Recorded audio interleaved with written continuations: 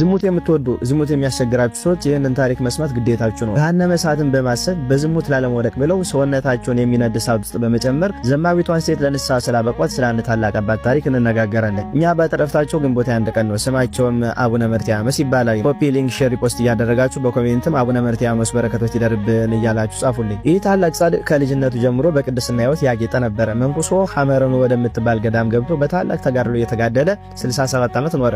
ምግባር ሃይማኖቱ ገድሉና ትሩፋቱ በቦታው ሁሉ በተሰማ ጊዜ እነሆ አንዲት በክፉ ስራዋና በዝሙቷ የታወቀች ኃጢአተኛ መንዘራ ሴት ቅድስናውን ሰማች።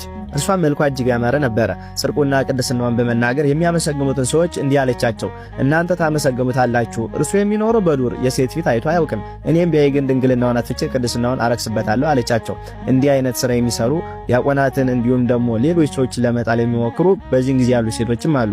ከዚህ ሴት ተምራችሁ ራሳችሁን አስተካክላችሁ ወደ ህይወታችሁ ወደ ልቦናችሁ እንድትመለሱ ከዚሁ ታሪክ በደንብ ትምህርት እንድትወስዱ አሳስባለሁ። ቅድስናውን የሚያውቁት ሰዎችም በፍጹም እርሱን በፈተና መጣል እንደማትችል ነገሯት። በእነርሱና በዚች ዘማ ሴት መካከል ክርክር በሆነ ጊዜ አባ መርትያኖስን ፈትነው በኃጢአት ከጣለችው ከፍተኛ ገንዘብ ሊሰጧት ተስማሙ።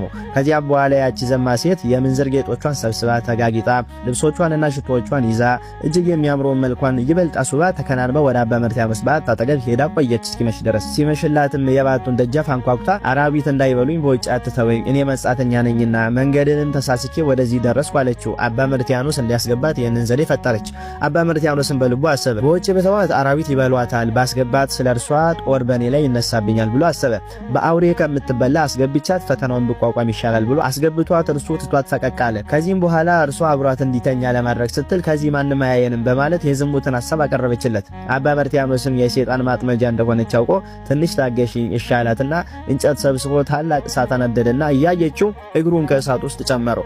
ነፍሱንም የሲኦልን እሳት የምትሺ ከሆንሽ እነሆ ኃጢአት ሰሪ አላት። ያቺ ዘማ ሴት ይህንን በተመለከተች ጊዜ እጅግ ደነገጠች።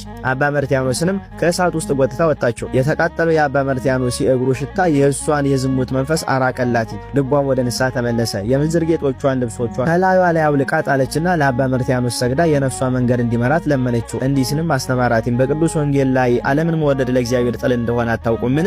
እንግዲህ የዓለም ወዳጅ ሊሆን የሚፈቅድ ሁሉ የእግዚአብሔር ጠላት ይሆናል የሚለውን እየጠቀሰ አስተማራት። ያዕቆብ 2:4 የእግዚአብሔር ወዳጅ አለመሆን በስጋ ሆነ በነፍስ እጅግ ትልቁ የህይወት ኪሳራ ነው። የእግዚአብሔር ጠላት መሆን ግን ምንኛ የሚያስጨንቅ ነገር ነው። ዳግመኛም ጌታችን ሰው ሁሉ ዓለምን ቢያተርፍ ነፍሱን ግን ቢያጎድል ምን ይጠቅመዋል? ማንም ዓለምን ቢወድ የአባት ፍቅር በእርሱ ውስጥ የለም።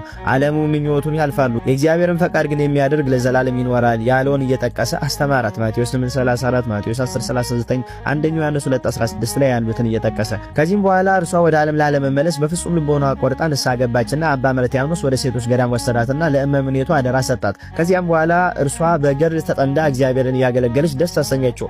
የመፈወስ ሀብት አድሮባት ብዙ ሕመምተኞችን በጌታችን ስም የምትፈውስ ሆነች። እስከ ሽምግልናዋ ዕድሜ ድረስ በእንደዚህ አይነት ሁኔታ ስታገለግል ኖረች። አባ መርትያኖስም ሌላ ሴት እንዳትመጣበት ፈርቶ በባህር መካከል ወዳለች ደሴት ገብቶ በዚያ መኖር ቢጀምር አንድ ወቅት መርከብ ተሰብራ አንዲት ሴት በመርከብ ስባሪ ተንጠልጥላ ማይበሉ እያናወጠ አባ መርትያኖስ ያለበት ባት ድረስ ፈቃድ እግዚአብሔር አደረሳት።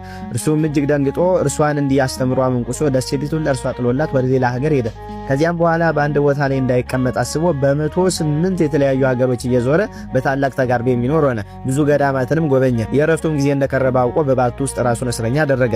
ኤጲስቆጶስንም አስጠርቶ ገድሉን ሁሉ ከመጀመሪያ እስከ መጨረሻ ነገረው። ኤጲስቆጶሱም ከጸጋው ገናናነት የተነሳ እጅግ አደነቀ። ወደ እርሱም ከመምጣቱ በፊት የታዘዘ መልአክ ለኤጲስቆጶሱ ተገልጦለት ስለ አባ መርትያኖስ ሥጋ እንዲያስብ ነግሮት ነበርና ጌታችንም ለአባ መርትያኖስ ቃል ኪዳን ከገባለት በኋላ በሰላም አርፎ ኤጲስቆጶሱ የቤተክርስቲያን አገልጋዮችን ሰብስቦ በክብር ገንዞ ቀበረው። ከስጋውም ታላላቅ ታምራት ተፈጽሞ ታዩ። ስለዚህ ዝሙትን ኃጢአትን የምንወድ ሰዎች ከዚህ ቅዱስ አባት ተምረን ልቦናችንን መልሰን ንስሐ ገብተን እንደ እግዚአብሔር ፈቃድ ብንመላለስ መልካም ነው። ወንዶችን ለማስታት የምትጥሩ ሴቶች ካላችሁም ልቦናችሁን መልሳችሁ ንስሐ ገብታችሁ የሰይጣን ማጥመጃ ከመሆን ብትድኑ መልካም ነው ለማለት ነው። ኮፒ ሊንክ ሼር ፖስት ያደረጋችሁ ገብታችሁ ዲሲ ዩቲዩብንም ሰብስክራይብ እንድታደርጉልኝ እጠይቃችኋለሁ። ያንን አካውንቴን በደንብ አሳድጉት፣ ሰብስክራይብ አድርጉልኝ።